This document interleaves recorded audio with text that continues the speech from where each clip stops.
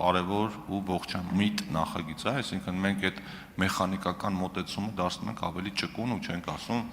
եթե օրենքը այսպես է, այսինչ թվականից հետո էս կառուցել, անպայման ուրեմն պետք է դրանից ձեռք քաշել ու բացառություններ ենք սահմանում։ Հիմա հարցս հետևյալն է. կան ինչ-որ հստակ չափանիշներ բացի այն պահանջներից, որ քաղաքացին իմանա, օրինակ, այս դեպքերում հնարավոր է իր շինությունը ներառվի այդ օրինականացման ենթակա շինությունների ցանկում, թե ոչ։ Օրինակ կարող է լինել արժեքավոր մի բան, հասարակության համար օգտակարություն ներկայացնող մի բան, կամ, չգիտեմ, կարևոր, ինչպես դուք նշեցիք, բիզնես կառույց։ Հիմա քաղաքացին ինքը իր սեփական հայեցողությամբ պիտի դա ներկայացնի ու ինքը պիտի գնահատի արդյոք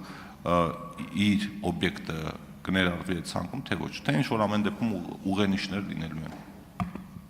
Շնորհակալ եմ հարցի համար, նախագծով ուղենիշներ ամրագրված չեն, սակայն նախագծի հիմնավորումներով ըստ էության տրվում է այն կոնցեպտը, թե ինչից ելնելով է նախագիծը նախաձեռնվել, բայց քաղաքացիական օրենսգրքում փոփոխություններ կատարող օրենքի նախագծում մենք չափանիշները չենք սահմանել, ինչու, որովհետև դրանք կարող են լինել տարատեսակ եւ պրակտիկայում ի հայտ կան դեպքեր, որ օրինակ սպառիչ ցանկը սահմանած չի, բայց այս դեպքն էլ կարող է հնարավորություն ունենալ եւ կյանքի իրավունք ունենալ դիմելու եւ ներառվելու օրինականացման ենթակա ինքնական կառույցների ցանկում։ Ամեն դեպքում ելնելով նախագծի տրամաբանությունից եւ նախագծի հիմնավորումներից միանշանակ կարող ենք փաստել, որ բոլոր այն դեպքերը, որոնք որ ապահովում են աշխատատեղեր, որոնք որ ապահովում են որոշակի հետաքրքրություն ոչ միայն իրենց համար, այսինքն ինքնական կառույցը կառուցած անձի համար, այլ նաեւ այլ սուբյեկտների համար, միանշանակ կարող են անցնել այս process-ով, հավաքագրել փաստաթղթերը եւ դիմել, որպեսզի հնարավորություն ունենան ներառվեն կառավարության որոշման ցանկում։ Արձագանք։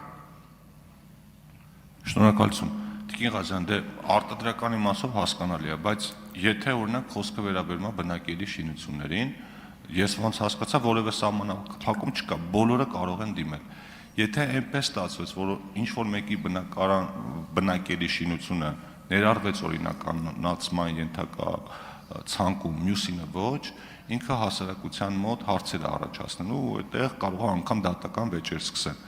Այս մասով հստակության որոշակի էլեմենտներ կան, որովհետև մենք հիմա փաստացի բոլոր քաղաքացիներին ասում ենք, բոլորը տեսականորեն կարող եք այդ բացառությունների ցանկում հայտնվել, բայց եթե այնպես եղավ, որ նույն կատեգորիայի մի շինությունը վերջը դրական լուծում ստացավ, մեկը չեղավ, մենք այդտեղ լիքը հարցեր ենք ունենալու, այս ռիսկը ինչ-որ մեղմելու մեխանիզմ ունենք, թե չէ։ Պարոն Թունյան, այս պահի դրությամբ նախագծի պարտադիր պահանջների պահպանումը հանգում է հետևյալին, որ եթե ունես համապատասխան եզրակացությունները, որևիցե անձի իրավունքները շահերը չեն ոտնահարվում այդ կառույցի գոյությամբ, տեխնիկական անվտանգության պայմանները պահպանված են, եթե կա դրական նախնական գնահատական, որ այո, սա այն կառույցն է, որ կառավարության գործող կարգով կարողանար օրինականացվեր եւ եթե վճարված է համապատասխան տեղական турքի վճարը, ես խոսքիս մեջ իրականում մոռացա այդ մասը շեշտադրեմ, կարծում եմ, բայց ճիշտ է, որպեսզի քաղաքացիները տեղեկացված լինեն, փաթեթով նաեւ այս առանձնահատկությունների շարքին կա սահմանված տեղական турքի վճարման պարտականություն, որը ենթադրում է այն բոլոր քաղաքաշինական փաստաթղթերի համար, որը քաղաքացին պետք է վճարեր եւ ստանար, եթե կառույցը կառուցեր օրինական ճանապարհով դրանց եռապատիկը